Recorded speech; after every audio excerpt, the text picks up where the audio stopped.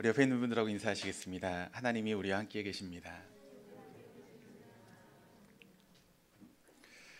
좋으신 하나님의 은혜와 평강이 우리 모든 교우들과 함께 하시기를 주님의 이름으로 축원합니다. 저희가 계속 천국 백성의 정체성에 대해서 함께 말씀을 보고 있습니다. 그리고 오늘 우리가 보고 있는 이 마태복음 21장 28절에 32절까지의 말씀의 비유를 우리는 보통 두 아들의 비유다라고 그렇게 이야기를 하기도 합니다. 아버지가 맏아들에게 이야기를 합니다. 포도원에 가서 좀 일을 하라라고 이야기를 했을 때 그 맏아들은 예 가겠습니다라고 대답을 했지만 실제로는 가지 않았다는 것입니다. 그리고 둘째에게는 예 가서 포도원에 가서 좀 일을 하라라고 이야기했을 때 그 두 아들은 아버지에게 싫어요 가지 않겠습니다라고 대답을 했다는 것입니다. 그러나 그 둘째 아들은 종국에는 포도원에 가서 일하게 되었다라고 하는 것을 우리에게 보여주고 있죠. 그런데 이 스토리 후에 예수님께서는 31절의 말씀을 통해서 이렇게 질문하고 계십니다. 이 두 아들 중에서 누가 아버지의 뜻대로 하였느냐? 그러니까 이 말씀은 누가 더 올바른 행동을 했느냐라고 하는 그런 의미보다는 둘 중에 비교해서 누가 더 아버지의 마음에 드는 그런 행동을 했느냐라고 하는 것을 주님께서 물어보고 있다는 것이죠. 사실 여기 나오는 두 아들은 다 아버지의 마음을 아프게 한 그런 아들입니다. 맏아들 같은 경우는 가겠다고 또 아버지의 뜻에 순종하겠다라고 대답은 했지만 실제로는 행동하지 않은 것이고, 또 둘째 아들 같은 경우는 처음부터 순종했으면 참 좋았을 터인데 처음에는 싫다고 하지 않겠다라고 그렇게 이야기하다가 나중에는 순종하게 되었다는 것입니다. 그러므로 이 두 아들 다 아버지의 입장에서 보면 아버지의 마음을 아프게 한 그런 아들이라는 것이죠. 사실 가장 좋은 것은 아버지가 이야기했을 때 예 가겠습니다라고 대답을 하고 실제로도 가서 그렇게 일하는 것이 가장 좋은 것 아니겠습니까? 그러나 두 아들 다 아버지의 마음을 아프게 한 것이라면, 그렇다면 이 두 아들 중에서 누가 더 나은 선택을 했느냐? 그러니까 최선의 선택은 아니지만 보다 나은 선택을 한 것이 누구이냐라고 하는 것을 주님께서 이와 같은 비유를 통해서 지금 물어보고 계시는 것입니다. 그런데 지금 이 비유를 주님께서 말씀하고 계시는데 이 비유를 누구에게 말씀하고 있느냐라고 하는 것이 중요합니다. 그런가 하면 지금 누구에게 이와 같은 비유를 말씀하는지를 우리가 알게 될 때야 바로 주님께서 이 말씀을 하신 우리가 의미를 알게 되고 또 이 메시지의 그런 중요한 교훈을 우리가 얻을 수 있기 때문에 그러합니다. 그러므로 본문의 배경을 이해하기 위해서는 좀 앞으로 가셔서 마태복음 21장 23절의 말씀을 우리가 보면 되는데 우리 한번 같이 한번 읽어보시겠습니다. 예수께서 성전에 들어가 가르치실새 대제사장들과 백성의 장로들이 나와 이르되 내가 무슨 권위로 이런 일을 하느냐? 또 누가 이 권위를 주었느냐? 자, 여기 이런 일을 하느냐라고 하는 그런 이야기를 하고 있는데 이런 일이 여러분 지금 무슨 일인가 하면 예수님께서 말씀으로 무화과를 저주하신 그런 일입니다. 그리고 예수님 말씀대로 무화과가 저주를 받는 그런 것을 지금 유대인의 지도자들이 그렇게 이야기하고 있다는 것이죠. 그러면서 네가 무슨 권위로 이와 같은 일을 하고 있느냐라고 하는 것을 지금 예수님께 질문을 하고 있는 것입니다. 그런데 여기 중요한 것이 있습니다. 이와 같은 질문을 하고 있는 사람들이 누구인가? 바로 23절 말씀을 보니까 그 사람들을 누구라고 소개하고 있습니까? 23절 말씀에 대제사장과 백성의 장로들이다라고 소개를 하고 있습니다. 그러니까 그 당시 이스라엘의 유대의 지도자들이 바로 이와 같은 질문을 예수님께 지금 던지고 있다는 것이죠. 그리고 이런 지도자들의 질문에 대해서 예수님께서 대답하기 위해서 하신 그런 비유가 오늘 본문의 말씀을 통해 나타나고 있는 두 아들의 비유라는 것입니다. 자, 본문의 31절의 말씀을 보시면 예수님께서 질문을 하십니다. 그리고 유대인들의 지도자들이 대답을 하십니다. 그리고 이어지는 대답이 오늘 31절의 말씀을 통해서 나타나고 있는데 이 주님의 말씀을 우리가 이제 생각을 하시면서 이 말씀을 다시 한번 31절의 말씀을 읽겠습니다. 같이 읽겠습니다. 그 둘 중에 누가 아버지의 뜻대로 하였느냐? 이르되 둘째 아들이니이다. 예수께서 그들에게 이르시되 내가 진실로 너희에게 이르노니 세리들과 창녀들이 너희보다 먼저 하나님의 나라에 들어가리라. 자, 그러면 이 31절의 말씀을 통해서 예수님께서 지금 이 비유를 통해서 말씀하고 있는 맏아들이 누구이고 그리고 둘째 아들이 누구인지가 명백하게 지금 드러나지 않습니까? 예수님께서 비유로 말씀하신 맏아들은 지금 누구를 의미하는 것일까요? 누구를 이야기하고 있죠? 바로 유대의 지도자들인 대제사장과 백성의 장로들을 이야기하고 있습니다. 사실 이 사람들은 여러분 어떤 사람입니까? 유대 지도자들 아닙니까? 그리고 종교에 있어서도 사람들에게 본이 된다라고 하는 그런 사람들입니다. 율법을 잘 지킨다라고 이야기를 하고 스스로도 믿음이 좋다라고 이야기를 하고 겉에 보이는 그런 모습으로는 예배를 잘 드리고 제사도 잘 드리는 그런 사람이라는 것이죠. 그런데 이 비유를 통해서 주님께서 지금 어떤 말씀을 하고 있습니까? 그들에게는 순종이 없다는 것입니다. 삶이 없다는 것입니다. 그런데 둘째 아들은 여러분 지금 누구를 상징하고 있습니까? 31절의 말씀을 보니까 그 사람들은 바로 세리들과 창녀들을 의미하고 있다라고 이야기를 하고 있습니다. 그러니까 사실 그들은 여러분 세리의 길을 걷고 있다, 창녀의 길을 걷고 있다라고 하는 것은 처음부터 하나님의 뜻을 벗어난 삶을 살고 있다라고 하는 것을 의미하는 것이죠. 그런데 그들이 나중에 회개하고 주님 앞에 돌아왔다는 것입니다. 바로 이런 배경 속에서 주님께서 이런 비유를 지금 말씀하고 있는 것입니다. 그렇다면 이 두 아들의 비유를 통해서 오늘 이 시대를 살고 있는 우리들에게 저 여러분에게 지금 주님께서 가르치고자 하시는 교훈이 과연 무엇이겠습니까? 첫 번째는 우리 모두 아버지의 뜻대로 살지 못한 것을 회개할 수 있어야 한다는 것입니다. 이것이 바로 이 비유를 통해 주님께서 우리에게 주는 첫 번째 메시지이고 교훈이라는 것이죠. 자, 당시 예수님 당시에 유대의 지도자들이 하지 못한 것, 그것은 아버지의 뜻대로 살지 못했다는 것입니다. 그리고 그것에 대한 합당한 회개가 바로 그들에게 없었다라고 하는 것을 주님께서 말씀하고 있습니다. 그래서 주님은 그들에게 회개를 촉구하기 위해서 바로 그와 같은 비유를 말씀하셨고, 또 주님보다 먼저 회개를 촉구하기 위해서 보내신 선지자가 있었죠. 어떤 선지자죠? 바로 세례 요한 아닙니까? 세례 요한을 보내셔서 먼저 그들로 하여금 회개할 수 있도록 그렇게 주님께서 하셨다는 것이죠. 그리고 그가 먼저 주님께 먼저 보냄을 받은 후에 그가 선포했던 메시지의 핵심이 무엇인가 하면 마태복음 3장 2절의 말씀을 통해서 그는 이렇게 선포합니다. 회개하라, 천국 곧 하나님의 나라가 가까이 왔다는 것이죠. 그 다음 뭐라고 말씀하고 있습니까? 회개에 합당한 열매를 맺으라. 그러니까 천국이 가까이 왔다는 것입니다. 하나님 나라가 가까이 왔는데 그 하나님 나라에 합당한 삶을 살기 위해서 너에게 요구되는 것이 무엇인가? 바로 회개에 합당한 열매가 너에게 요구된다라고 하는 것을 바로 세례 요한이 선포하고 있는 것이죠. 그리고 이어지는 말씀 3장 11절 말씀을 통해서 이렇게 이야기를 하고 있는데 같이 한번 읽겠습니다. 나는 너희로 회개하게 하기 위하여 물로 세례를 베풀거니와 내 뒤에 오시는 이는 나보다 능력이 많으시니 나는 그의 신을 들기도 감당하지 못하겠노라. 그는 성령과 불로 너에게 세례를 베푸실 것이요. 자, 이 말씀이 오늘의 본문에서도 여러분 다시 드러나는 것 아니겠습니까? 그게 얼마나 중요한지 32절의 말씀 우리 다시 한번 읽어보시면 같이 읽겠습니다. 요한이 의의 도로 너희에게 왔거늘 너희는 그를 믿지도 아니하였을 때 세리와 창녀는 믿었으며 너희는 이것을 보고도 끝내 뉘우쳐 믿지 아니하였도다.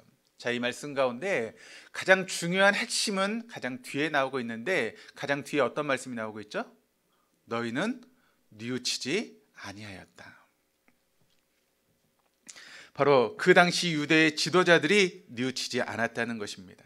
그러니까 그 당시 유대의 지도자들인 그 사람들이 그들의 삶 가운데 회개가 없었다라고 하는 것을 바로 주님께서 책망하시듯 이야기하고 있는 것이죠.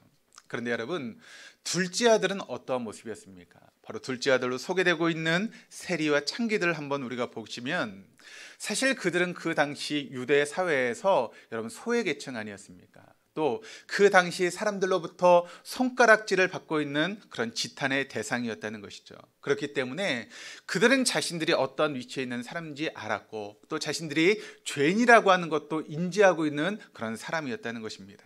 그런데 그들에게 누가 왔는가 하면 세례 요한이 왔다는 것입니다. 그리고 세례 요한은 그 사람들에게 회개의 그런 말씀을 선포하게 되었다는 것이죠. 그리고 그 회개의 메시지가 선포되고 또 말씀이 증거되게 될 때 그들은 그 말씀을 듣고 자신의 삶을 회개하는 회개의 놀라운 역사가 그들의 삶 가운데 있었다는 것입니다. 그래서 회개하고 세례를 받고 주님 앞에 돌아왔던 것이 누구인가 하면 바로 세리들과 창녀들이었다라고 그렇게 주님께서 소개하고 있다는 것이죠. 자, 다시 본문 30절로 돌아가겠습니다. 같이 한번 읽겠습니다. 둘째 아들에게 가서 또 그와 같이 말하니 대답하여 이르되 실소이다 하였다가 그 후에 뉘우치고 갔으니, 이게 누구를 가르친다고요?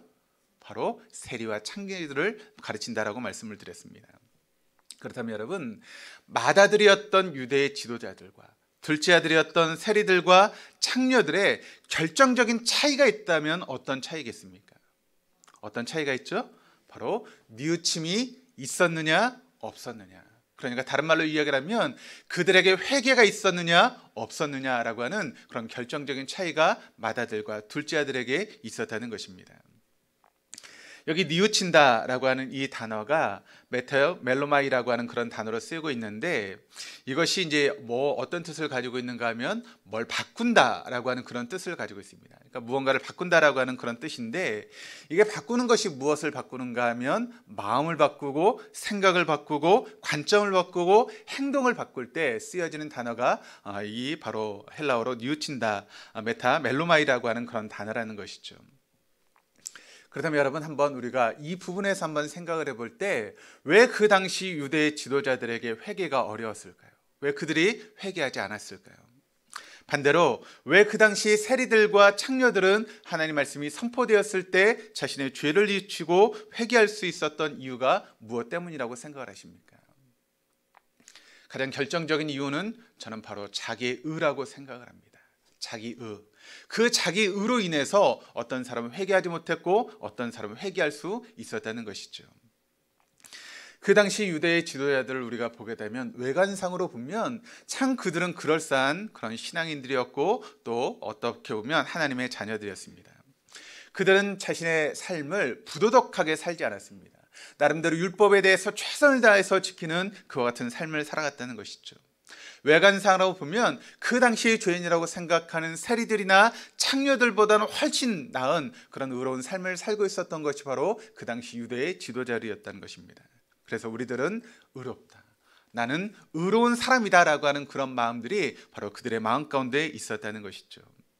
왜냐하면 세리들이나 창녀들하고 비교해 보면 뭐 세금을 착취한 것도 아니고 또 창녀처럼 방탕한 삶을 산 것도 아닙니다. 그러니까 나는 그들에 비하면 의로운 사람이다라고 하는 그런 의로움이, 자기 의가 바로 그들에게 있었다는 것이죠. 여러분, 오늘날도 회개가 가장 힘든 사람들이 있다면 어떤 사람들이 회개가 힘들겠습니까? 자기가 좀 괜찮다라고 생각하는 사람들이 여러분 회개가 어렵다는 것입니다. 한번 잘 들어보시기를 바랍니다. 적당하게 괜찮게 살고 있는 사람들, 내가 뭐 다른 사람들처럼 악한 일을 한 것도 아니고 죄를 지은 것도 아니고 뭐 간음을 한 것도 아니고 도둑질을 한 것도 아니고 나름대로 열심히 신앙생활하고 직분도 가지고 있고 뭐 이만하면 괜찮은 신앙을 가지고 있지라고 생각하는 그 사람들에게 회개가 어렵다라고 하는 것이 오늘 본문의 말씀을 통해 나타나고 있는 것 아니겠습니까? 여러분, 이런 사람들은 회개가 힘들다는 것입니다. 그리고 실제로 회개를 하지 않는다는 것입니다. 그런데 이런 사람들이 들어야 될 매우 중요한 메시지가 있습니다. 일찍 하나님께서 이사야 선지자를 이 땅에 보내셔서 선포하셨던 말씀이 있는데 바로 이사야 64장 6절의 말씀입니다. 이렇게 이야기를 합니다. 무릇 우리는 다 부정한 자 같아서 우리의 의는 다 더러운 옷 같으며. 자, 여기 이사야 선지자가 우리에 대해서 뭐라고 말씀하고 있습니까? 우리는 다 뭐라고요? 부정한 자다. 우리는 다 예외가 없다는 것입니다. 한 사람도 예외가 없다는 것입니다. 우리가 하나님 입장에서 보면 우리는 다 부정한 사람이라는 것이죠. 누구 하나 하나님 앞에 부정하지 않은 사람이 없다는 것입니다. 이것이 바로 하나님의 선언 아니겠습니까? 우리는 다 부정한 사람이다. 근데 여러분, 나는 의로운 사람이다 라고 그렇게 이야기를 하면 여러분, 우리는 하나님을 거짓말쟁이 만드는 것 아니겠습니까? 하나님 우리에게 너희는 다 부정한 사람이야 라고 그렇게 말씀하고 있다는 것이죠. 그리고 또 뭐라고 말씀하고 있는가 하면 우리의 의는 다 더러운 옷 같다라고 이야기를 합니다. 이것이 하나님의 관점입니다. 여러분, 우리가 나름대로 의롭다고 생각하는, 우리가 괜찮다고 생각하는 그런 부분들이 다 우리에게 있지 않습니까? 내가 이 부분은 정말 좀 괜찮은 부분이 있지, 난 이 부분이 정말 다른 사람에 비하면 좀 괜찮은 사람이지라고 생각하는 그런 부분들이 다 우리에게 있지 않습니까? 그런데 하나님은 그것을 지금 어떻게 보고 있다고요? 더러운 옷에 지나지 않는다.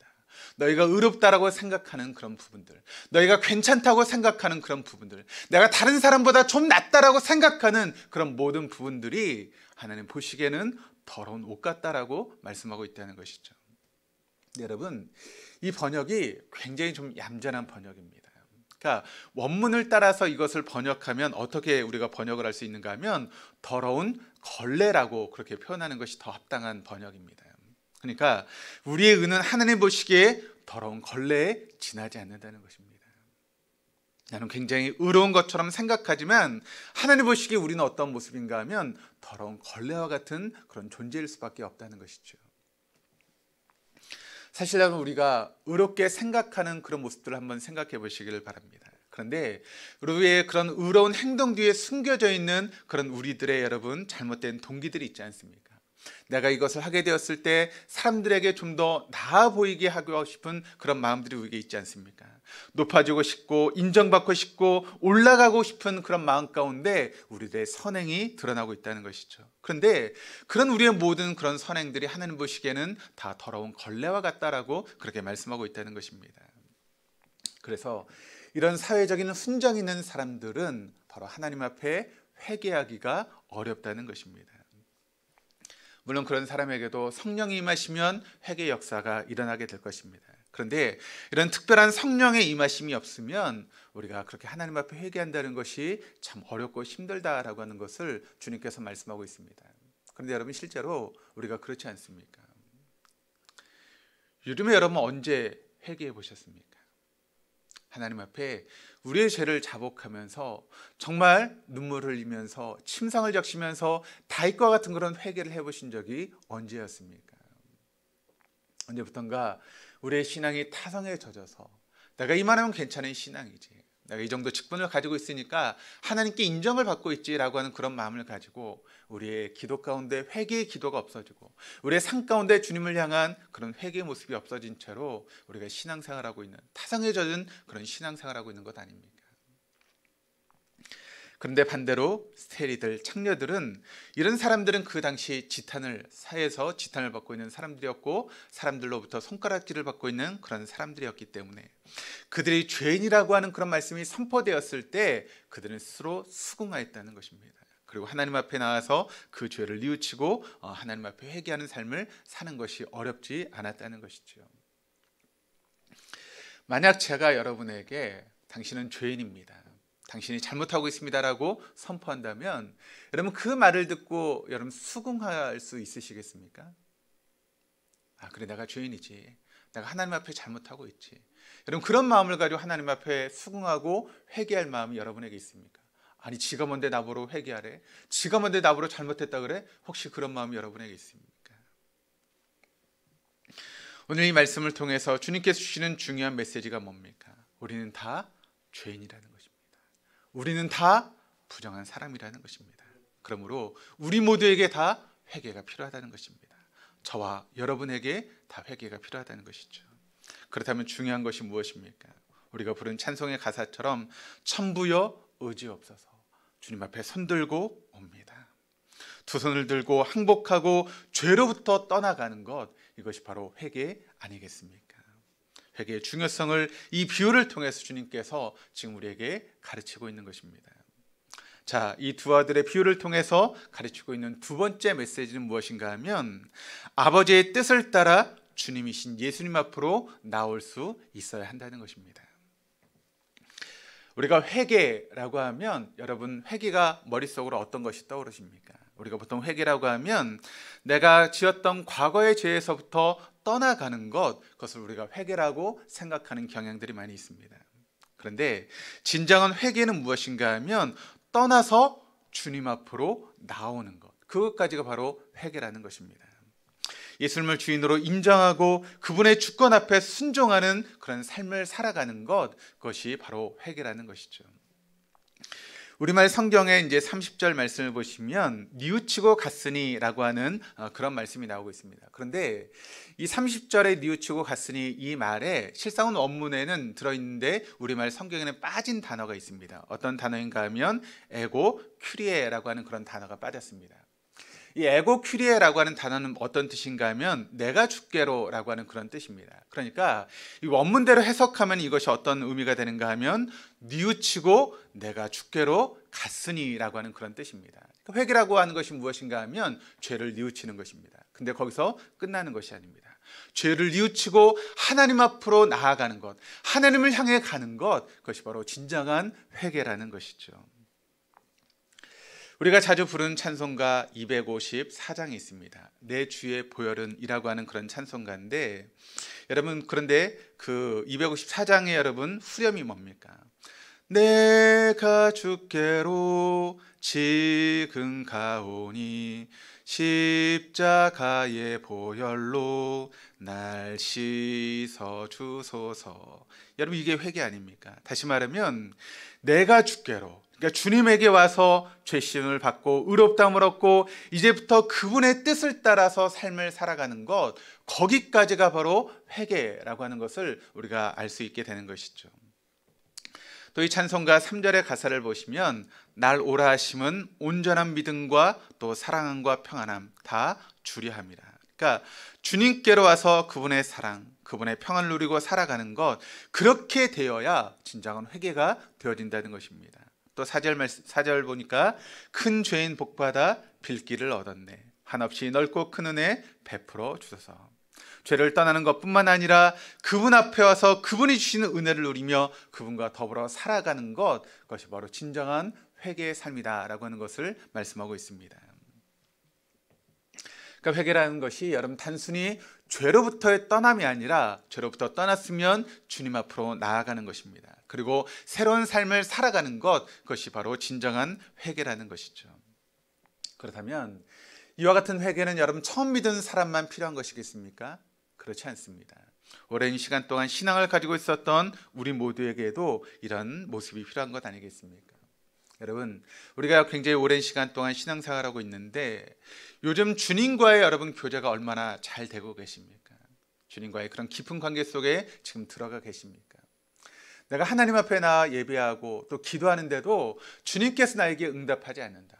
하나님이 내 옆에 계시는지 없는지도 내가 잘 모르겠다라고 생각되시는 그런 분들이 계십니까? 그렇다면 지금 우리의 교제가 하나님과 여러분 제대로 이루어지지 않고 있는 것 아니겠습니까? 그렇다면 우리에게 필요한 것이 무엇인가 하면 회개가 필요하다는 것입니다. 우리의 잘못된 길을 뉘우치고 하나님 앞에 나아가는 그런 회개의 모습들이 우리에게 필요하다는 것이죠. 그 당시 유대의 지도자였던 제사장과 백성의 장로들이 여러분 무신론자였습니까? 그렇지 않습니다. 그들은 누구보다 하나님을 잘 믿는다라고 자부했던 사람들입니다. 그런데 그들에게는 회개가 없었다는 것입니다. 오늘 우리는 어떠하겠습니까? 우리에게는 이런 회개가 있습니까? 18세기 영국의 시인 한 사람이 예수를 믿게 되었습니다. 처음 예수를 믿고 나니까 너무 좋아서 이분이 많은 시를 썼습니다. 그런데 그 후에 이분이 이제 신앙생활하다가 시험이 들어서 주님으로부터 떠나게 되었고 또 영국을 떠나서 프랑스에 가서 파리에서 살면서 방탕한 그런 삶을 살게 되었습니다. 어느 날 이 사람이 저녁 무렵에 마차를 타고 이렇게 가게 되었는데 그 옆에 이제 귀부인이 앉았습니다. 근데 보니까 그 귀부인이 이제 시집 같은 것을 읽고 있어요. 그래서 이 사람이 귀부인에게 물었습니다. 뭘 읽고 계십니까? 그러니까 그 부인이 시집을 읽고 있습니다라고 이야기를 합니다. 그러니까 어떤 시집을 읽고 계십니까라고 물어봤겠죠. 그랬더니 그 부인이 이렇게 이야기를 합니다. 여기 정말 제가 좋아하는 시가 하나 있는데 제가 읽어드릴까요? 그렇게 물어봅니다. 그랬더니 이 사람이 그렇게 해달라고 부탁을 합니다. 그러자 그 부인이 그 시를 읽기 시작합니다.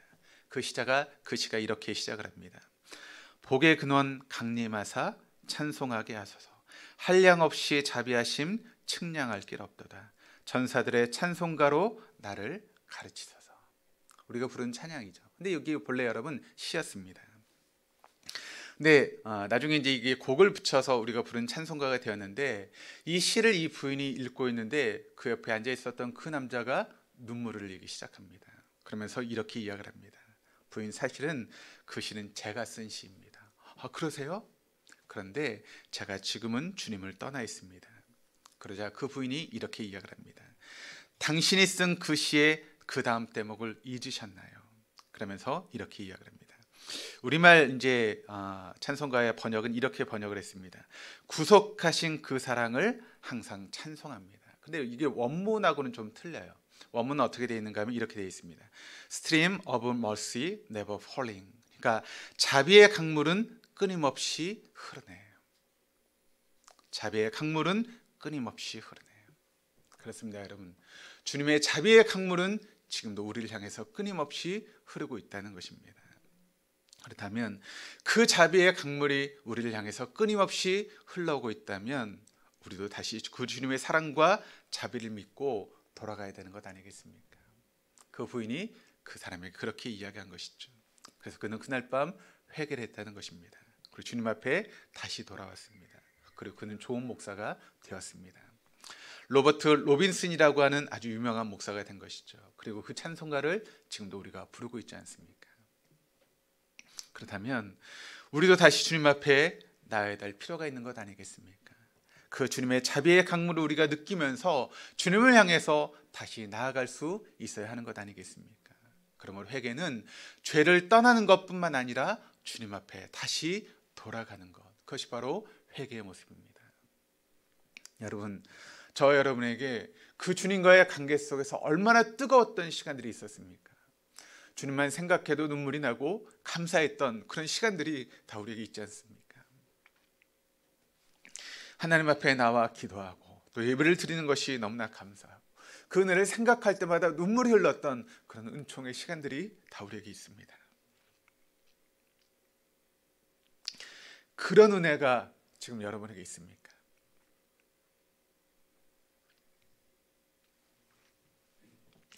그 은혜를 생각하고 또 그 은총을 생각할 때마다 가슴 벅찼던 그런 뜨거움이 지금 여러분에게 있느냐는 것이죠. 만약 그것을 지금 잊어버리셨다면 우리가 다시 주님께로 돌아가야 되는 것 아니겠습니까? 오늘 비유가 주는 우리에게 주는 세 번째 교훈은 아버지의 뜻에 순종하는 삶을 우리가 지속적으로 살아갈 수 있어야 한다는 것입니다. 오늘 본문이 시작되는 28절 말씀을 같이 읽어보시겠습니다. 그러나 너희 생각에는 어떠하냐? 어떤 사람에게 두 아들이 있는데 맏아들에게 가서 이르되 얘 오늘 포도원에 가서 일하라 하니.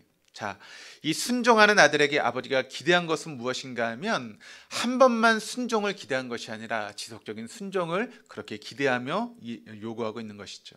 그렇다면 하늘아버지가 여러분 기대하시는 것이 무엇이겠습니까? 이 땅을 살아가는 우리들에게 정말 하나님께서 기대하는 것 무엇인가 하면 바로 아버지의 뜻을 붙들고 계속해서 그 뜻을 행하며 살아가는 것, 그것이 바로 하나님께서 우리에게 요구하시는 기대 아니겠습니까? 사실 예수님이 이 땅에 하나님의 아들로 이 땅에 오셨을 때 왜 오셨습니까? 히브리서 10장 9절 말씀이 그분을 우리에게 보여주고 있는데 같이 읽겠습니다.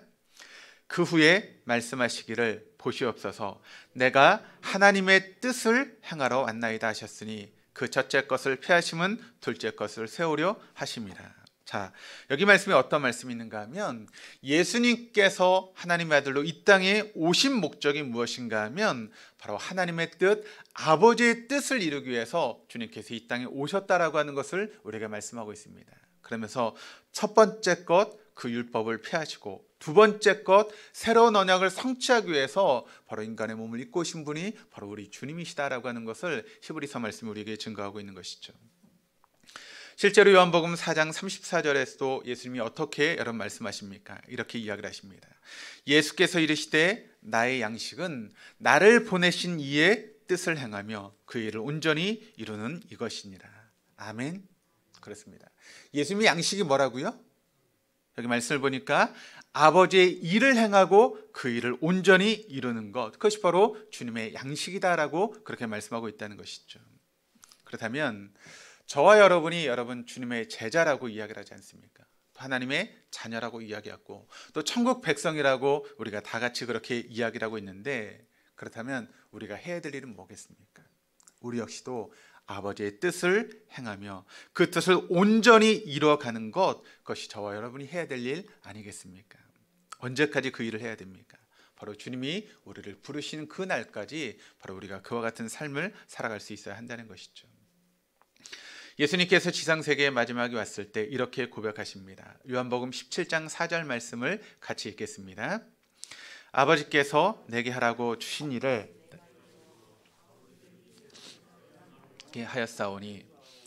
자, 이 고백이 예수님의 고백이시긴 하지만 우리 모두의 여러분 고백이 되어야 되지 않겠습니까? 그분의 뜻을 붙들고 그분의 일을 향하고 살아가는 것, 그것이 바로 우리를 향하신 주님의 기대였다라고 하는 것을 여러분 믿으시기를 바랍니다.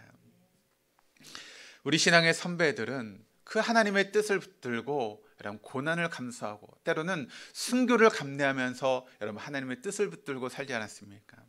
초대교회 리더였던 사도 베드로가 베드로 전서 3장 17절 말씀을 했던 것을 여러분 기억하십니까? 이렇게 이야기를 합니다. 선을 행함으로 고난받는 것이 하나님의 뜻일진데 악을 행함으로 고난받는 것보다 나으니라. 하나님의 뜻을 행하다 보면 우리에게 고난이 있을 수 있다는 것입니다. 어려움이 있을 수 있다는 것입니다. 손해가 있을 수 있다는 것이죠. 그런데 여러분 그것은 명예로운 것이라는 것입니다.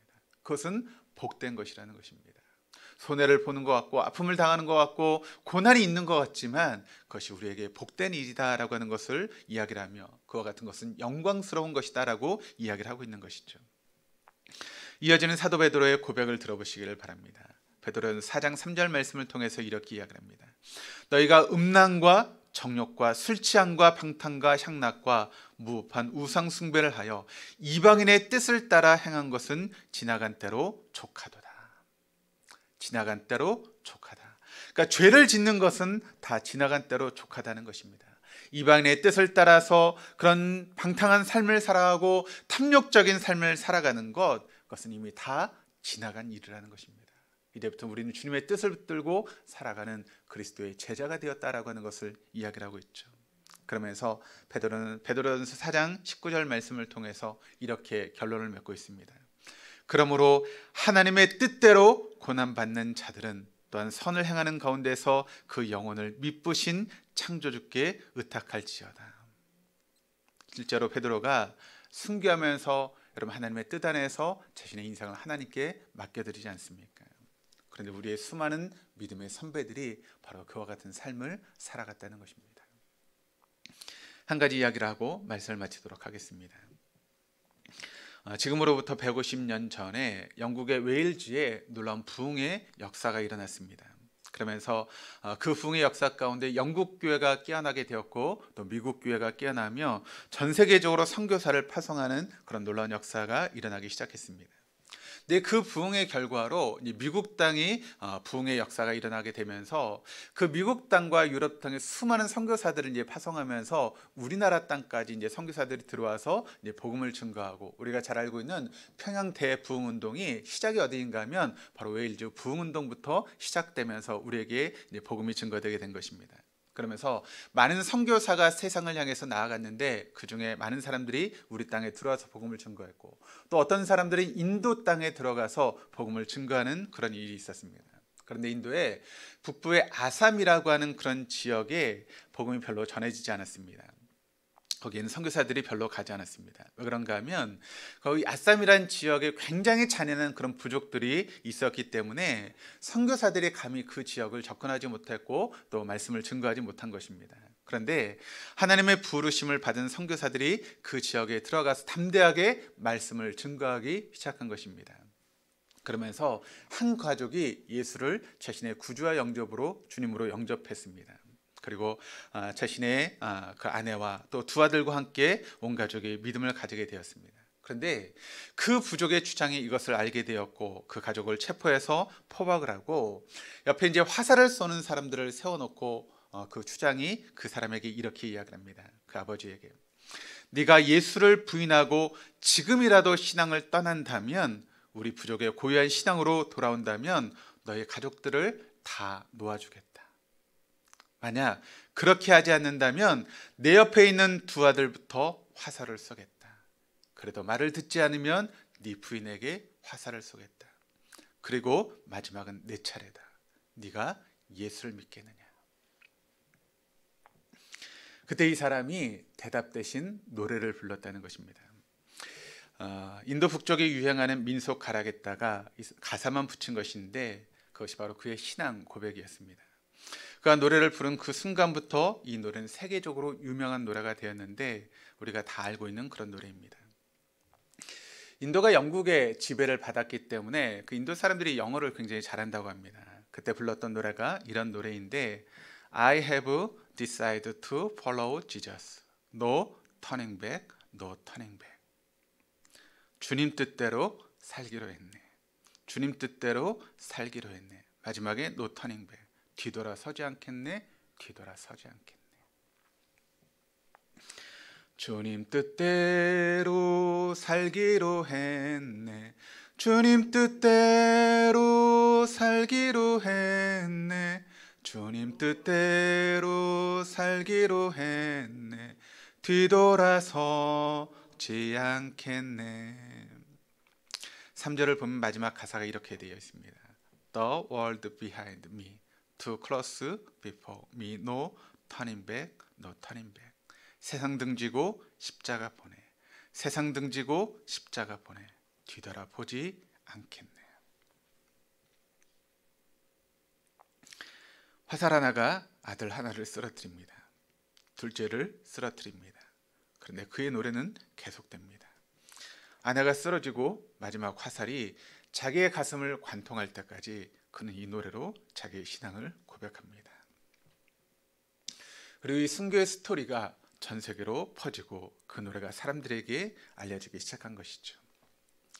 우리의 믿음의 선배들은 이 주님의 뜻을 붙들고 또 정말 십자가를 붙들고 하나님의 뜻을 이루기 위해서 믿음의 길을 걸어갔습니다. 그렇다면 우리 남은 생애를 여러분과 저는 어떻게 살아가야 하겠습니까?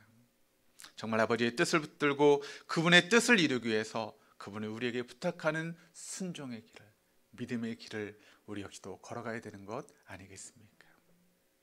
우리 동덕의 모든 교우들이 그 하나님의 뜻을 붙들고 믿음의 길을 걸어갈 수 있는 놀라운 은혜가 저 여러분의 있기를 주님의 이름으로 축원합니다.